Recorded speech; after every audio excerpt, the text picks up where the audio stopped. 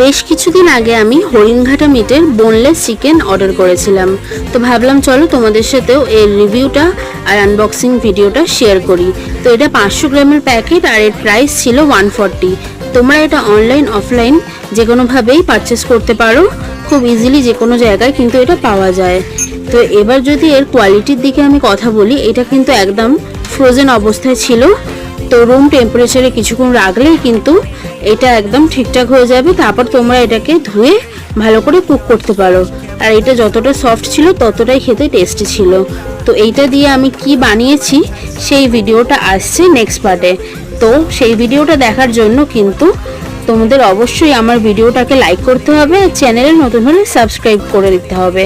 তো আর আজকের এই ভিডিওটা তোমাদের কেমন লাগলো ভিডিওটা কিন্তু জানাতে ভুলো না কমেন্টে। আর ভালো লাগলে লাইক করো, চ্যানেলে নতুন হলে সাবস্ক্রাইব করো। বাই, দেখা হবে নেক্সট ভিডিওয়।